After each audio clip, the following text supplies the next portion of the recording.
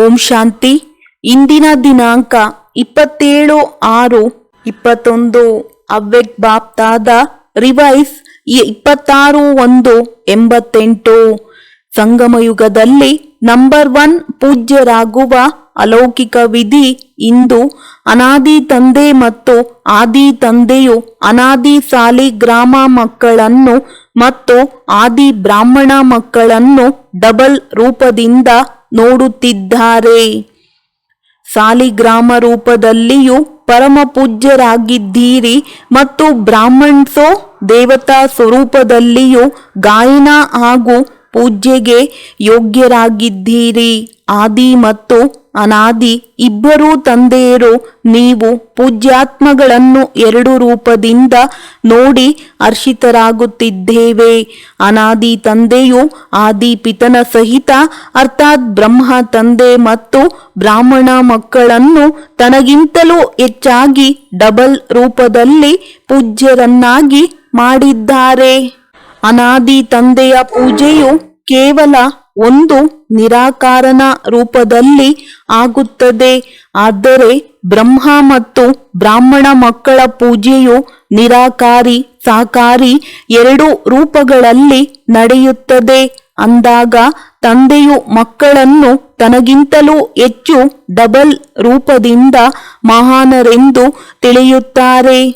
ಇಂದು ಬಾಪ್ತಾದ ಮಕ್ಕಳ ವಿಶೇಷತೆಗಳನ್ನು ನೋಡುತ್ತಿದ್ದೆವು.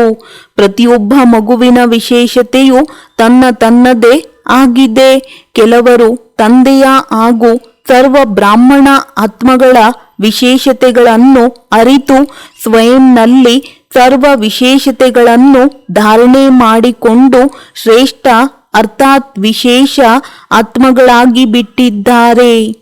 ಇನ್ನು ಕೆಲವರು ಕೇವಲ ವಿಶೇಷತೆಗಳನ್ನು ಅರಿತು ಮತ್ತು ನೋಡಿ ಖುಷಿಯಾಗುತ್ತಾರೆ. ಆದರೆ ತಮ್ಮಲ್ಲಿ ಸರ್ವ ವಿಶೇಷತೆಗಳನ್ನು ಧಾರಣೆ ಮಾಡಿಕೊಳ್ಳುವ ಸಾಹಸವಿಲ್ಲ.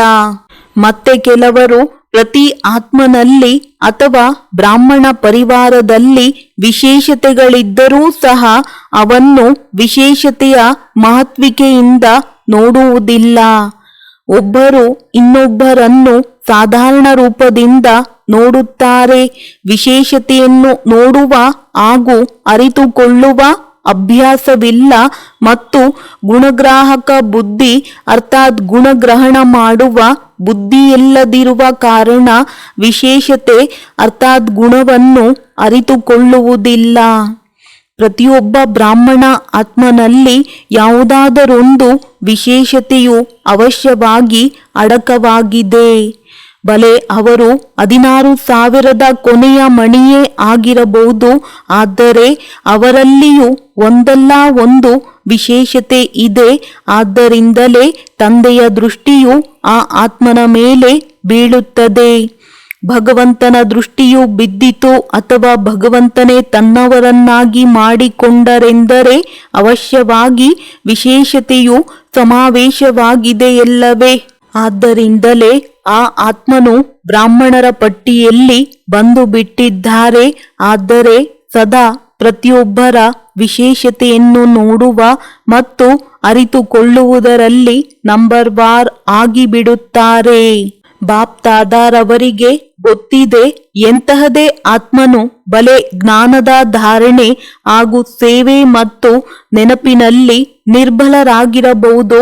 ಆದರೆ ತಂದೆಯನ್ನು ಅರಿತುಕೊಳ್ಳುವ ತಂದೆಯ ಮಕ್ಕಳಾಗುವ ವಿಶಾಲ ಬುದ್ಧಿ ತಂದೆಯನ್ನು ನೋಡುವ ದಿವ್ಯ ದೃಷ್ಟಿ ಈ ವಿಶೇಷತೆಯಂತೂ ಇದೆಯಲ್ಲವೇ? ಯಾವ ತಂದೆಯನ್ನು ಈಗಿನ ಪ್ರಸಿದ್ಧ ವಿದ್ವಾಂಸರು ಸಹ ಅರಿತುಕೊಳ್ಳಲು ಆಗಲಿಲ್ಲ, ಗುರುತಿಸಲು ಆಗಲಿಲ್ಲ. ಆದರೆ ಈ ಆತ್ಮಗಳು ಅರಿತುಕೊಂಡರಲ್ಲವೇ? ಕೋಟಿಯಲ್ಲಿ ಕೆಲವರು, ಕೆಲವರಲ್ಲಿಯೂ ಕೆಲವರು ಈ ಪಟ್ಟಿಯಲ್ಲಿ ಬಂದು ಬಿಟ್ಟರಲ್ಲವೇ? ಆದ್ದರಿಂದ ಕೋಟಿ ಆತ್ಮಗಳಿಗಿಂತ ವಿಶೇಷ ಆತ್ಮನಂತೂ ಆಗಿಬಿಟ್ಟರಲ್ಲವೇ? ಏಕೆ ವಿಶೇಷ ಆತ್ಮನಾದರು? ಏಕೆಂದರೆ ಸರ್ವಶ್ರೇಷ್ಠ ತಂದೆಯ ಮಕ್ಕಳಾಗಿ ಬಿಟ್ಟರು. ಎಲ್ಲ ಆತ್ಮಗಳನ್ನು ಬ್ರಾಹ್ಮಣ ಆತ್ಮಗಳು ವಿಶೇಷವಾಗಿದ್ದೀರಿ. ಕೇವಲ ಕೆಲವರು ತಮ್ಮ ವಿಶೇಷತೆಯನ್ನು ಕಾರ್ಯದಲ್ಲಿ ತೊಡಗಿಸುತ್ತಾರೆ. ಆದ್ದರಿಂದ ಆ ವಿಶೇಷತೆಯು ವೃದ್ಧಿಯಾಗುತ್ತಿರುತ್ತದೆ ಮತ್ತು ಅನ್ಯರಿಗೂ ಅದು ಕಾಣಿಸುತ್ತದೆ. ಇನ್ನು ಕೆಲವರಲ್ಲಿ ವಿಶೇಷತಾರೂಪಿ ಬೀಜವಂತೂ ಇದೆ. ಆದರೆ ಬೀಜವನ್ನು ಕಾರ್ಯದಲ್ಲಿ ತರುವುದು ಎಂದರೆ ಬೀಜವನ್ನು ಧರಣಿಯಲ್ಲಿ ಬಿತ್ತುವುದಾಗಿದೆ. ಎಲ್ಲಿಯವರೆಗೆ ಬೀಜವನ್ನು ಧರಣಿಯಲ್ಲಿ ಬಿತ್ತುವುದಿಲ್ಲವೋ ಅಲ್ಲಿಯವರೆಗೆ ಅದು ಸಸಿಯಾಗುವುದಿಲ್ಲ ಮತ್ತು ವೃಕ್ಷವಾಗುವುದಿಲ್ಲ. ಇನ್ನು ಕೆಲವರು ವಿಶೇಷತೆಯ ಬೀಜವನ್ನು ವಿಸ್ತಾರದಲ್ಲಿಯೂ ತರುತ್ತಾರೆ, ಅರ್ಥಾತ್ ವೃಕ್ಷದ ರೂಪದಲ್ಲಿ ವೃದ್ಧಿಯನ್ನು ಪ್ರಾಪ್ತಿ ಮಾಡಿಕೊಳ್ಳುತ್ತಾರೆ, ಫಲವನ್ನು ಪ್ರಾಪ್ತಿ ಮಾಡಿಕೊಳ್ಳುತ್ತಾರೆ. ಆದರೆ ಯಾವಾಗ ಫಲ ಬರುತ್ತದೆಯೋ ಆಗ ಫಲದ ಹಿಂದೆ ಪಕ್ಷಿಗಳು ಸಹ ತಿನ್ನುವುದಕ್ಕಾಗಿ ಬರುತ್ತವೆ. ಅಂದಾಗ ಯಾವಾಗ ಫಲ ಬಿಡುವವರೆಗೆ ತಲುಪುತ್ತದೆಯೋ ಆಗ ಮಾಯೆಯು ಈ ರೂಪದಲ್ಲಿ ಬರುತ್ತದೆ. ನಾನು ವಿಶೇಷ ಆತ್ಮನಾಗಿದ್ದೇನೆ, ಇದು ನನ್ನ ವಿಶೇಷತೆಯಾಗಿದೆ ಎಂದು. ತಂದೆಯ ಮೂಲಕ ಪ್ರಾಪ್ತಿಯಾಗಿರುವ ವಿಶೇಷತೆಯಾಗಿದೆ. ವಿಶೇಷತೆಯನ್ನು ತುಂಬುವವರು ತಂದೆಯಾಗಿದ್ದಾರೆಂದು ತಿಳಿದುಕೊಳ್ಳುವುದಿಲ್ಲ.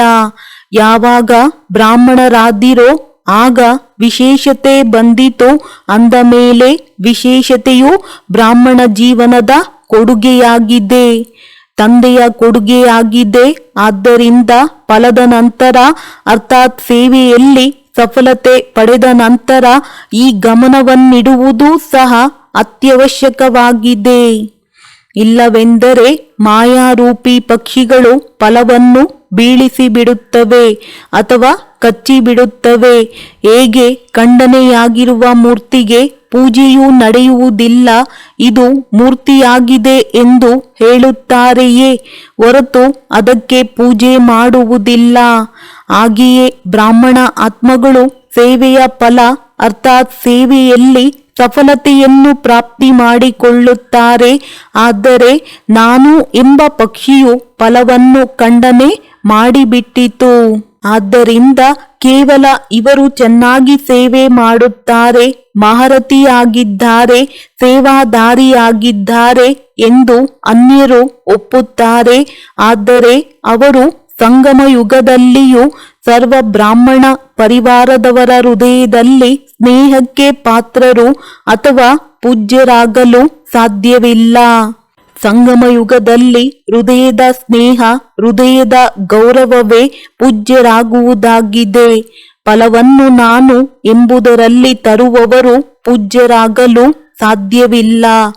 ಒಂದಾಗಿದೆ ಹೃದಯದಿಂದ ಅನ್ಯರನ್ನು ಶ್ರೇಷ್ಠರೆಂದು ಒಪ್ಪುವುದು. ಅಂದಾಗ ಶ್ರೇಷ್ಠರಿಗೆ ಪೂಜ್ಯರೆಂದು ಹೇಳಲಾಗುತ್ತದೆ. ಹೇಗೆ ಇಂದಿನ ಪ್ರಪಂಚದಲ್ಲಿಯೂ ಸಹ ತಂದೆಯು ದೊಡ್ಡವರಾಗಿರುವ ಕಾರಣ ಮಕ್ಕಳು ಪೂಜ್ಯ ಪಿತಾಜಿ ಎಂದು ಕರೆಯುತ್ತಾರೆ ಅಥವಾ ಬರೆಯುತ್ತಾರೆ. ಹಾಗೆಯೇ ಹೃದಯದಿಂದ ಶ್ರೇಷ್ಠರೆಂದು ದೊಡ್ಡವರು ಒಪ್ಪುವುದು ಅರ್ಥಾತ್ ಹೃದಯದಿಂದ ಗೌರವ ಕೊಡುವುದು. ಎರಡನೆಯದಾಗಿದೆ ಹೊರಗಿನ ಮರ್ಯಾದೆಯ ಪ್ರಮಾಣ ಗೌರವ ಕೊಡಲೇಬೇಕಾಗುತ್ತದೆ. ಅಂದಾಗ ಹೃದಯದಿಂದ ಕೊಡುವುದು ಮತ್ತು ಏನು ಮಾಡುವುದು ಕೊಡಲೇಬೇಕಾಗುತ್ತದೆ ಎಂಬುದರಲ್ಲಿ ಎಷ್ಟೊಂದು ಅಂತರವಿದೆ. ಪೂಜ್ಯರಾಗುವುದು ಅರ್ಥಾತ್ ಸರ್ವರು ಹೃದಯದಿಂದ ಅವರನ್ನು ಒಪ್ಪುವುದಾಗಿದೆ. ಮೆಜಾರಿಟಿ ಇರಬೇಕು. ಮೊದಲು ಸಹ ತಿಳಿಸಿದೆವು, 5% ಜನರಂತೂ ಉಳಿದುಕೊಳ್ಳುತ್ತಾರೆ. ಆದರೆ ಇನ್ನು 95% ಜನರು ಹೃದಯದಿಂದ ಒಪ್ಪುವುದೇ ಸಂಗಮ ಯುಗದಲ್ಲಿ ಪೂಜ್ಯರಾಗುವುದಾಗಿದೆ. ಪೂಜ್ಯರಾಗುವ ಸಂಸ್ಕಾರವನ್ನು ಸಹ ಈಗಿನಿಂದಲೇ ತುಂಬಿಸಿಕೊಳ್ಳಬೇಕಾಗಿದೆ. ಆದರೆ ಭಕ್ತಿ ಮಾರ್ಗದ ಪೂಜ್ಯರಾಗುವುದರಲ್ಲಿ ಮತ್ತು ಈಗಿನ ಪೂಜ್ಯರಾಗುವುದರಲ್ಲಿ ಅಂತರವಿದೆ. ಈಗ ತಮ್ಮ ಶರೀರಗಳಿಗೆ ಪೂಜೆ ನಡೆಯಲು ಸಾಧ್ಯವಿಲ್ಲ, ಏಕೆಂದರೆ ಇದು ಅಂತಿಮ ಹಳೆಯ ಶರೀರವಾಗಿದೆ, ತಮೋಗುಣಿ ತತ್ವಗಳಿಂದಾದ ಶರೀರವಾಗಿದೆ. ಅಂದಾಗ ಈಗ ಹೂಮಾಲೆಯು ಕೊರಳಿಗೆ ಬೀಳುವುದಿಲ್ಲ. ಭಕ್ತಿ ಮಾರ್ಗದಲ್ಲಂತೂ ದೇವತೆಗಳಿಗೆ ಹೂಗಳನ್ನು ಹಾಕುತ್ತಾರಲ್ಲವೇ, ಪೂಜ್ಯರ ಸಂಕೇತವಾಗಿದೆ. ಧೂಪ ಹಚ್ಚುವುದು, ಹಾರವನ್ನು ಹಾಕುವುದು, ಆರತಿ ಬೆಳಗುವುದು, ಕೀರ್ತನೆ ಮಾಡುವುದು, ತಿಲಕವನ್ನಿಡುವುದು. ಸಂಗಮ ಯುಗದಲ್ಲಿ ಈ ಸ್ಥೂಲ ವಿಧಿಗಳಿಲ್ಲ. ಆದರೆ ಸಂಗಮ ಯುಗದಲ್ಲಿ ಸದಾ ಹೃದಯದಿಂದ ಆ ಪೂಜ್ಯ ಆತ್ಮಗಳ ಪ್ರತಿ ಸತ್ಯ ಸ್ನೇಹದ ಆರತಿಯನ್ನು ಬೆಳಗುತ್ತಿರುತ್ತಾರೆ. ಆತ್ಮಗಳ ಮೂಲಕ ಸದಾ ಯಾವುದಾದರೊಂದು ಪ್ರಾಪ್ತಿಯ ಕೀರ್ತನೆ ಮಾಡುತ್ತಿರುತ್ತಾರೆ. ಸದಾ ಆ ಆತ್ಮಗಳ ಪ್ರತಿ ಶುಭ ಭಾವನೆಯ ಧೂಪ ಅಥವಾ ದೀಪವನ್ನು ಬೆಳಗಿಸುತ್ತಿರುತ್ತಾರೆ. ಸದಾ ಇಂತಹ ಆತ್ಮಗಳನ್ನು ನೋಡಿ ಸ್ವಯಂ ಕೂಡ ಹೇಗೆ ಆ ಆತ್ಮಗಳು ತಂದೆಯ ಮೇಲೆ ಬಲಿಹಾರಿಯಾಗಿದ್ದಾರೆಯೋ ಹಾಗೆಯೇ ಅನ್ಯ ಆತ್ಮಗಳಲ್ಲಿಯೂ ತಂದೆಗೆ ಬಲಿಹಾರಿಯಾಗುವ ಉಲ್ಲಾಸ ಬರುತ್ತದೆ. ಆದ್ದರಿಂದ ತಂದೆಗೆ ಬಲಿಹಾರಿಯಾಗುವ ಹಾರವು ಸದಾ ಆ ಆತ್ಮಗಳಿಗೆ ಸ್ವತಃವಾಗಿ ಪ್ರಾಪ್ತಿಯಾಗುತ್ತದೆ. ಇಂತಹ ಆತ್ಮಗಳು ಸದಾ ಸ್ಮೃತಿ ಸ್ವರೂಪದ ತಿಲಕಧಾರಿಗಳಾಗಿರುತ್ತಾರೆ. ಈ ಅಲೌಕಿಕ ವಿಧಿಯಿಂದ ಈ ಸಮಯದ ಪೂಜ್ಯಾತ್ಮರಾಗುತ್ತೀರಿ. ಭಕ್ತಿ ಮಾರ್ಗದ ಪೂಜ್ಯರಾಗುವುದಕ್ಕಿಂತ ಶ್ರೇಷ್ಠ ಪೂಜೆಯು ಈಗಿನದ್ದಾಗಿದೆ. ಹೇಗೆ ಭಕ್ತಿ ಮಾರ್ಗದ ಪೂಜ್ಯ ಆತ್ಮಗಳ 2 ಕ್ಷಣಗಳು ಸಂಪರ್ಕದಿಂದ ಅರ್ಥಾತ್ ಕೇವಲ ಮೂರ್ತಿಯ ಮುಂದೆ ಹೋಗುತ್ತಿದ್ದಂತೆಯೇ 2 ಕ್ಷಣಗಳಿಗಾಗಿ ಶಾಂತಿ, ಶಕ್ತಿ, ಖುಷಿಯ ಅನುಭವವಾಗುತ್ತದೆ. ಹಾಗೆಯೇ ಸಂಗಮಯುಗಿ ಪೂಜ್ಯಾತ್ಮರ ಮೂಲಕ ಈಗಲೂ 2 ಗಳಿಗೆ 1 ಗಳಿಗೆಯೂ ಸಹ ದೃಷ್ಟಿ ಸಿಕ್ಕಿದರೂ ಸಾಕು, ಖುಷಿ, ಶಾಂತಿ ಹಾಗೂ ಉಲ್ಲಾಸ, ಉತ್ಸಾಹದ ಶಕ್ತಿಯ ಅನುಭವವಾಗುತ್ತದೆ. ಇಂತಹ ಪೂಜ್ಯಾತ್ಮರು ಅರ್ಥಾತ್ ನಂಬರ್ 1 ವಿಶೇಷ ಆತ್ಮರಾಗಿದ್ದಾರೆ. ಸೆಕೆಂಡ್ ಅಥವಾ ಥರ್ಡ್ನವರ ಬಗ್ಗೆ ತಿಳಿಸಿದ್ದೇವೆ. ಅದರ ವಿಸ್ತಾರವನ್ನೇನು ಹೇಳುವುದು? ಎಲ್ಲರೂ ವಿಶೇಷ ಆತ್ಮಗಳ ಪಟ್ಟಿಯಲ್ಲಿದ್ದಾರೆ. ಆದರೆ ಮೊದಲನೆಯ, 2ನೆಯ, 3ನೆಯವರು ಹೀಗೆ ನಂಬರ್ ವಾರ್ ಇದ್ದಾರೆ. ಎಲ್ಲರ ಲಕ್ಷ್ಯವು ನಂಬರ್ 1 ಆಗಿರುತ್ತದೆ. ಅಂದಾಗ ಇಂತಹ ಪೂಜ್ಯರಾಗಿ ಹೇಗೆ ಬ್ರಹ್ಮ ತಂದೆಯ ಗುಣಗಳ ಗೀತೆಯನ್ನು ಆಡುತ್ತೀರಲ್ಲವೇ, ಇದೆಲ್ಲ ವಿಶೇಷತೆಗಳು ಪೂಜ್ಯರಾಗುವ ಹಾಗೂ ನಂಬರ್ 1 ವಿಶೇಷ ಆತ್ಮನಾಗುವ ಮಾತುಗಳನ್ನು ಬ್ರಹ್ಮ ತಂದೆಯದು ನೋಡಿದ್ದೀರಿ, ಕೇಳಿದ್ದೀರಲ್ಲವೇ. ಅಂದಾಗ ಹೇಗೆ ಬ್ರಹ್ಮ ಸಾಕಾರ ಆತ್ಮ ನಂಬರ್ 1 ಸಂಗಮಯುಗಿ ಪೂಜ್ಯರಿಂದ ಭವಿಷ್ಯದಲ್ಲಿ ನಂಬರ್ 1 ಪೂಜ್ಯನಾಗುತ್ತಾರೆ. ಲಕ್ಷ್ಮೀ ನಾರಾಯಣರು ನಂಬರ್ 1 ಪೂಜ್ಯರಾಗಿದ್ದಾರಲ್ಲವೇ. ಅದೇ ರೀತಿ ತಾವೆಲ್ಲರೂ ಸಹ ಈ ರೀತಿ ಆಗಬಹುದಲ್ಲವೇ. ಹೇಗೆ ತಂದೆಯ ಜೊತೆಗೆ ಬ್ರಹ್ಮ ತಂದೆಯ ಚಮತ್ಕಾರವನ್ನು ಗಾಯನ ಮಾಡುತ್ತಾರೆ, ಹಾಗೆಯೇ ತಾವೆಲ್ಲರೂ ಸಹ ಸದಾ ಇಂತಹ ಸಂಕಲ್ಪ, ಮಾತು ಮತ್ತು ಕರ್ಮ ಮಾಡಿ ಯಾವುದು ಸದಾ ಚಮತ್ಕಾರದಿಂದ ಕೂಡಿರಲಿ. ಯಾವಾಗ ಕಮಾಲ್ ಆಗುವುದೋ ಆಗ ಧಮಾಲ್ ಆಗುವುದಿಲ್ಲ. ಕಮಾಲ್ ಮಾಡುವುದಿಲ್ಲವೆಂದರೆ ಧಮಾಲ್ ಮಾಡುತ್ತೀರಿ. ಬಲೆ ಸಂಕಲ್ಪಗಳ ಧಮಾಲ್ ಆದರೂ ಮಾಡಿ, ವಾಣಿಯಿಂದಲಾದರೂ ಮಾಡಿ, ಸಂಕಲ್ಪಗಳಲ್ಲಿಯೂ ವ್ಯರ್ಥ ಬಿರುಗಾಳಿಯೂ ನಡೆಯುತ್ತದೆ ಎಂದರೆ ಇದು ಧಮಾಲ್ ಅಲ್ಲವೇ? ಆದ್ದರಿಂದ ಈಗ ಧಮಾಲ್ ಮಾಡುವುದಲ್ಲ, ಕಮಾಲ್ ಮಾಡಬೇಕಾಗಿದೆ. ಏಕೆಂದರೆ ಆದಿಪಿತ ಬ್ರಹ್ಮನ ಬ್ರಾಹ್ಮಣ ಮಕ್ಕಳು ಸದಾ ಪೂಜ್ಯರೆಂದು ಗಾಯನ ಮಾಡಲಾಗುತ್ತದೆ. ಈಗ ಅಂತಿಮ ಜನ್ಮದಲ್ಲಿಯೂ ನೋಡಿ, ಎಲ್ಲರಿಗಿಂತ ಶ್ರೇಷ್ಠ ವರ್ಣವೆಂದು ಯಾವುದಕ್ಕೆ ಗಾಯನವಿದೆ? ಬ್ರಾಹ್ಮಣ ವರ್ಣವೆಂದು ಹೇಳುತ್ತಾರಲ್ಲವೇ. ಶ್ರೇಷ್ಠ ಹೆಸರು ಮತ್ತು ಶ್ರೇಷ್ಠ ಕಾರ್ಯಕ್ಕಾಗಿ ಬ್ರಾಹ್ಮಣರನ್ನೇ ಕರೆಸುತ್ತಾರೆ. ಯಾರದೇ ಕಲ್ಯಾಣ ಮಾಡುವುದಕ್ಕಾಗಿಯೂ ಬ್ರಾಹ್ಮಣರನ್ನೇ ಕರೆಸುತ್ತಾರೆ. ಅಂದಾಗ ಅಂತಿಮ ಜನ್ಮದವರೆಗೂ ಸಹ ಬ್ರಾಹ್ಮಣ ಆತ್ಮಗಳ ಶ್ರೇಷ್ಠ ಹೆಸರು, ಶ್ರೇಷ್ಠ ವರ್ಣವು ಪ್ರಸಿದ್ಧವಾಗುತ್ತದೆ. ಪರಂಪರೆಯಿಂದ ನಡೆದು ಬರುತ್ತಿದೆ. ಕೇವಲ ಆ ಹೆಸರಿನಿಂದಲೂ ಕೆಲಸ ನಡೆಸುತ್ತಿದ್ದಾರೆ. ಕಾರ್ಯವು ತಮ್ಮದಾಗಿದೆ. ಆದರೆ ಕೇವಲ ಆ ಹೆಸರನ್ನು ಇಟ್ಟುಕೊಂಡಿರುವವರ ಕೆಲಸವು ನಡೆಯುತ್ತಿದೆ. ಇದರಿಂದ ನೋಡಿ ಸತ್ಯ ಬ್ರಾಹ್ಮಣ ಆತ್ಮಗಳಿಗೆ ಎಷ್ಟೊಂದು ಮಹಿಮೆ ಇದೆ ಮತ್ತು ಎಷ್ಟೊಂದು ಮಹಾನರಾಗಿದ್ದೀರಿ. ಬ್ರಾಹ್ಮಣ ಎಂಬ ಹೆಸರೂ ಸಹ ಅವಿನಾಶಿಯಾಗಿ ಬಿಟ್ಟಿದೆ, ಅವಿನಾಶಿ ಪ್ರಾಪ್ತಿಯುಳ್ಳ ಜೀವನವಾಗಿ ಬಿಟ್ಟಿದೆ. ಬ್ರಾಹ್ಮಣ ಜೀವನದ ವಿಶೇಷತೆ ಏನೆಂದರೆ ಪರಿಶ್ರಮ ಕಡಿಮೆ, ಹೆಚ್ಚು ಪ್ರಾಪ್ತಿ. ಏಕೆಂದರೆ ಪ್ರೀತಿಯ ಮುಂದೆ ಪರಿಶ್ರಮವೆನಿಸುವುದಿಲ್ಲ. ಈ ಅಂತಿಮ ಜನ್ಮದಲ್ಲಿಯೂ ನಾಮಧಾರಿ ಬ್ರಾಹ್ಮಣರು ಪರಿಶ್ರಮ ಪಡುವುದಿಲ್ಲ, ಆರಾಮವಾಗಿ ತಿನ್ನುತ್ತಿರುತ್ತಾರೆ. ಒಂದು ವೇಳೆ ಹೆಸರಿಗೆ ಕೆಲಸ ಮಾಡಿದರೂ ಸಹ ಅವರು ಹಸಿವಿನಿಂದಿರಲು ಸಾಧ್ಯವಿಲ್ಲ. ಅಂದಾಗ ಈ ಸಮಯದ ಬ್ರಾಹ್ಮಣ ಜೀವನದ ವಿಶೇಷತೆಗಳ ನಿದರ್ಶನಗಳನ್ನು ಇಲ್ಲಿಯವರೆಗೂ ಇಷ್ಟು ವಿಶೇಷ ಆತ್ಮಗಳಾಗಿದ್ದೀರಿ ತಿಳಿಯಿತೇ?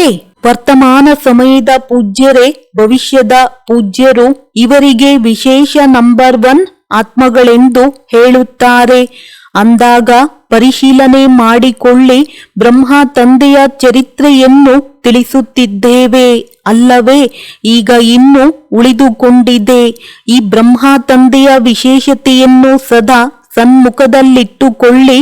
ಅನ್ಯ ಯಾವುದೇ ಮಾತುಗಳಲ್ಲಿ ಹೋಗಬೇಡಿ. ವಿಶೇಷತೆಗಳನ್ನು ನೋಡಿ ಮತ್ತು ವರ್ಣನೆ ಮಾಡಿ ಪ್ರತಿಯೊಬ್ಬರಿಗೆ ವಿಶೇಷತೆಯ ಮಹತ್ವಿಕೆಯನ್ನು ತಿಳಿಸಿ. ವಿಶೇಷ ಆತ್ಮಗಳನ್ನಾಗಿ ಮಾಡಿ ಅನ್ಯರನ್ನು ವಿಶೇಷ ಆತ್ಮಗಳನ್ನಾಗಿ ಮಾಡುವುದೆಂದರೆ ಸ್ವಯಂ ವಿಶೇಷ ಆತ್ಮನಾಗುವುದು. ತಿಳಿಯಿತೇ? ಒಳ್ಳೆಯದು. 4 ಕಡೆಯ ಸರ್ವ ನಂಬರ್ 1 ವಿಶೇಷ ಆತ್ಮಗಳಿಗೆ, ಸರ್ವ ಬ್ರಾಹ್ಮಣ ಜೀವನದ ವಿಶೇಷ ಆತ್ಮಗಳಿಗೆ ಸದಾ ಬ್ರಹ್ಮ ತಂದೆಯನ್ನು ಸನ್ಮುಖದಲ್ಲಿಟ್ಟುಕೊಂಡು ಸಮಾನರಾಗುವ ಆತ್ಮಗಳಿಗೆ ಅನಾದಿ ತಂದೆ ಆದಿ ತಂದೆಯ 2 ರೂಪಗಳಿಂದ ಸರ್ವ ಸಾಲಿಗ್ರಾಮ ಹಾಗೂ ಸಾಕಾರಿ ಬ್ರಾಹ್ಮಣ ಆತ್ಮಗಳಿಗೆ ಸ್ನೇಹ ಸಂಪನ್ನ ನೆನಪು, ಪ್ರೀತಿ ಹಾಗೂ ನಮಸ್ತೆ. ಪಾರ್ಟಿಯೊಂದಿಗೆ ವಾರ್ತಾಲಾಪ. 1. ಸದಾ ತಂದೆಯ ಕೈ ಹಾಗೂ ಜೊತೆ ಇದೆ. ಇಂತಹ ಭಾಗ್ಯಶಾಲಿ ಎಂದು ತಿಳಿಯುವಿರಾ? ಎಲ್ಲಿ ತಂದೆಯ ಕೈ ಶ್ರೀಮತ ಹಾಗೂ ಜೊತೆ ಇದೆಯೋ ಅಲ್ಲಿ ಸದಾ ಕಾಲವೂ ಮೋಜಿನ ಜೀವನವಿರುತ್ತದೆ. ಗೊಂದಲಕ್ಕೆ ಒಳಗಾಗುವವರಲ್ಲ, ಮೋಜಿನಲ್ಲಿರುವವರು. ಯಾವುದೇ ಪರಿಸ್ಥಿತಿಗಳು ತನ್ನ ಕಡೆಗೆ ಆಕರ್ಷಿಸುವುದಿಲ್ಲ. ಸದಾ ತಂದೆಯ ಕಡೆಗೆ ಆಕರ್ಷಿತರಾಗುವರು. ಅತ್ಯುನ್ನತ ಹಾಗೂ ಅತ್ಯಂತ ಶ್ರೇಷ್ಠವಾದ ತಂದೆಯಿದ್ದಾರೆ ಅಂದ ಮೇಲೆ ತಂದೆಯ ಹೊರತು ಮತ್ಯಾವುದೇ ವಸ್ತು ಅಥವಾ ವ್ಯಕ್ತಿಯು ಆಕರ್ಷಿಸುವುದಕ್ಕೆ ಸಾಧ್ಯವೇ ಇಲ್ಲ. ಯಾರು ತಂದೆಯ ಕೈ ಹಾಗೂ ಜೊತೆಯಲ್ಲಿ ಬೆಳೆಯುತ್ತಾ ಇರುತ್ತಾರೆಯೋ ಅವರ ಮನಸ್ಸು ಮತ್ತೆಲ್ಲಿಗೂ ಹೋಗಲು ಸಾಧ್ಯವಿಲ್ಲ. ಎಲ್ಲರೂ ಈ ರೀತಿ ಇದ್ದೀರಾ ಅಥವಾ ಮಾಯೆಯ ಪಾಲನೆಯಲ್ಲಿ ಹೊರಟು ಹೋಗುತ್ತೀರಾ? ಆ ಮಾರ್ಗವು ಸ್ಥಗಿತವಾಗಿದೆ ಅಲ್ಲವೇ? ಅಂದ ಮೇಲೆ ಸದಾ ತಂದೆಯ ಜೊತೆ ಮೋಜಿನಲ್ಲಿರಿ. ತಂದೆಯು ಸಿಕ್ಕಿದರೂ ಎಲ್ಲವೂ ಸಿಕ್ಕಿಬಿಟ್ಟಿತು. ಅದರಲ್ಲಿ ಯಾವುದೇ ಅಪ್ರಾಪ್ತಿ ಇಲ್ಲ. ಯಾರೆಷ್ಟಾದರೂ ಕೈ ಜೊತೆಯನ್ನು ಬಿಡಿಸಲಿ, ಆದರೆ ನಾವು ಬಿಡುವವರಲ್ಲ. ಮತ್ತೆ ಬಿಟ್ಟು ಹೋಗುವುದಾದರೂ ಎಲ್ಲಿಗೆ? ಮತ್ಯಾವುದು ಇದಕ್ಕಿಂತ ಶ್ರೇಷ್ಠವಾದ ಭಾಗ್ಯವಿರಲು ಸಾಧ್ಯವಿಲ್ಲ. ಕುಮಾರಿಯರಂತೂ ಸದಾ ಭಾಗ್ಯಶಾಲಿಗಳೇ ಆಗಿದ್ದಾರೆ. ಅವರಿಗೆ ಡಬಲ್ ಭಾಗ್ಯವಿದೆ. ಒಂದು ಕುಮಾರಿ ಜೀವನದ ಭಾಗ್ಯ, ಇನ್ನೊಂದು ತಂದೆಯ ಮಗುವಾಗುವ ಭಾಗ್ಯ. ಕುಮಾರಿ ಜೀವನದಲ್ಲಿ ಪೂಜಿಸುತ್ತಾರೆ.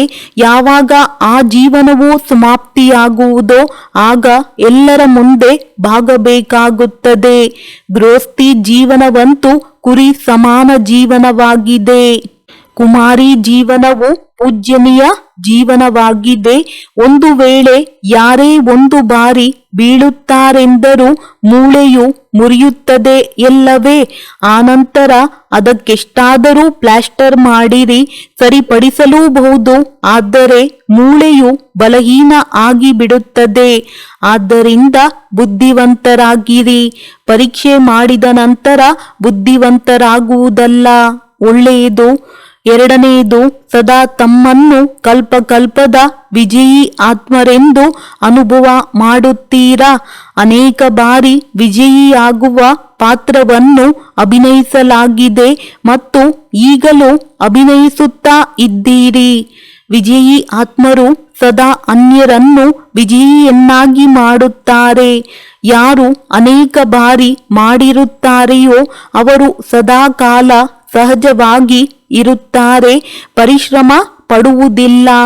ಯಾವುದೇ ಪರಿಸ್ಥಿತಿಯನ್ನು ಅನೇಕ ಬಾರಿಯ ವಿಜಯೀ ಆತ್ಮನೆಂಬ ಸ್ಮೃತಿಯಿಂದ ಪಾರು ಮಾಡುವುದು ಆಟವೆನಿಸುತ್ತದೆ. ಖುಷಿಯ ಅನುಭವವಾಗುತ್ತದೆಯೇ? ವಿಜಯೀ ಆತ್ಮರಿಗೆ ವಿಜಯದ ಅಧಿಕಾರದ ಅನುಭವವಾಗುವುದು. ಅಧಿಕಾರವು ಪರಿಶ್ರಮದಿಂದ ಸಿಗುವುದಿಲ್ಲ, ಸ್ವತಃವಾಗಿಯೇ ಸಿಗುತ್ತದೆ. ಅಂದಾಗ ಸದಾ ವಿಜಯದ ಖುಷಿಯಿಂದ ಅಧಿಕಾರದಿಂದ ಮುಂದುವರಿಯುತ್ತಾ ಅನ್ಯರನ್ನು ಮುಂದುವರೆಸುತ್ತಾ ಸಾಗಿರಿ. ಲೌಕಿಕ ಪರಿವಾರದಲ್ಲಿದ್ದರೂ ಅಲೌಕಿಕದಲ್ಲಿ ಪರಿವರ್ತನೆ ಮಾಡಿರಿ. ಏಕೆಂದರೆ ಅಲೌಕಿಕ ಸಂಬಂಧವು ಸುಖ ಕೊಡುವಂಥದ್ದಾಗಿದೆ. ಲೌಕಿಕ ಸಂಬಂಧದಿಂದ ಅಲ್ಪಕಾಲದ ಸುಖ ಸಿಗುತ್ತದೆ, ಸದಾಕಾಲವೂ ಇರುವುದಿಲ್ಲ. ಅಂದಾಗ ಸದಾ ಸುಖಿಯಾಗಿಬಿಡಿ.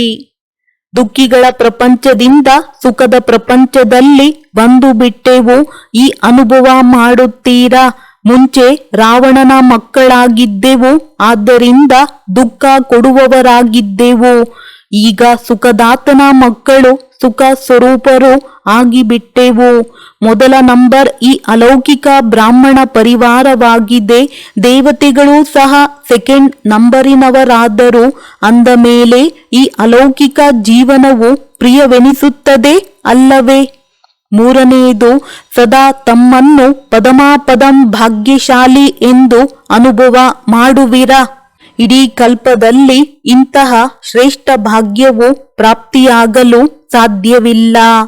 ಏಕೆಂದರೆ ಭವಿಷ್ಯ ಸ್ವರ್ಗದಲ್ಲಿಯೂ ಈ ಸಮಯದ ಪುರುಷಾರ್ಥದ ಪ್ರಾರಬ್ಧದ ರೂಪದಲ್ಲಿ ರಾಜ್ಯಭಾಗ್ಯದ ಪ್ರಾಪ್ತಿ ಮಾಡಿಕೊಳ್ಳುತ್ತೀರಿ.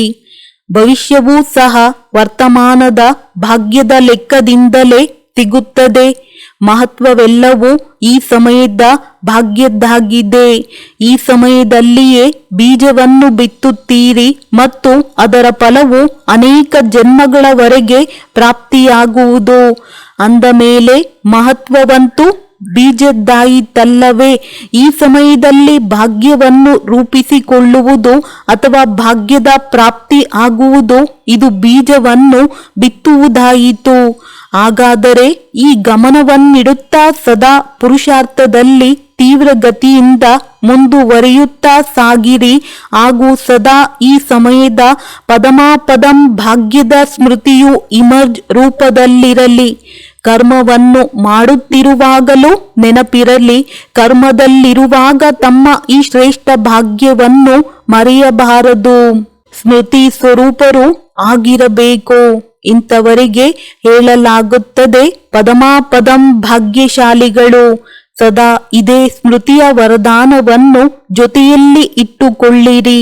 ಇದರಿಂದ ಸಹಜವಾಗಿಯೇ ಮುಂದುವರಿಯುತ್ತಾ ಇರುತ್ತೀರಿ. ಪರಿಶ್ರಮದಿಂದ ಮುಕ್ತರಾಗುವಿರಿ. ಒಳ್ಳೆಯದು. ಪ್ರಶ್ನೆ: ಲೌಕಿಕ ಸಂಬಂಧದಲ್ಲಿ ಬುದ್ಧಿಯು ಯಥಾರ್ಥವಾಗಿ ನಿರ್ಣಯ ಕೊಡುತ್ತಿರಲಿ, ಅದಕ್ಕೆ ವಿಧಿ ಏನಾಗಿದೆ? ಉತ್ತರ: ಎಂದೂ ಸಹ ಲೌಕಿಕ ಮಾತುಗಳನ್ನು ಆಲೋಚಿಸಿ ನಿರ್ಣಯ ಮಾಡುವುದಲ್ಲ. ಅಲೌಕಿಕ ಶಕ್ತಿಶಾಲಿ ಸ್ಥಿತಿಯಲ್ಲಿದ್ದು ನಿರ್ಣಯ ಮಾಡಿ. ಯಾವುದೇ ಇಂದಿನ ಮಾತುಗಳನ್ನು ಸ್ಮೃತಿಯಲ್ಲಿ ಇಟ್ಟುಕೊಂಡಾಗ ಬುದ್ಧಿಯು ಅತ್ತ ಕಡೆ ಹೊರಟು ಹೋಗುತ್ತದೆ, ಮತ್ತೆ ಇಂದಿನ ಸಂಸ್ಕಾರವು ಪ್ರಕಟವಾಗುತ್ತದೆ. ಆದ್ದರಿಂದ ಕಷ್ಟವಾಗುತ್ತದೆ.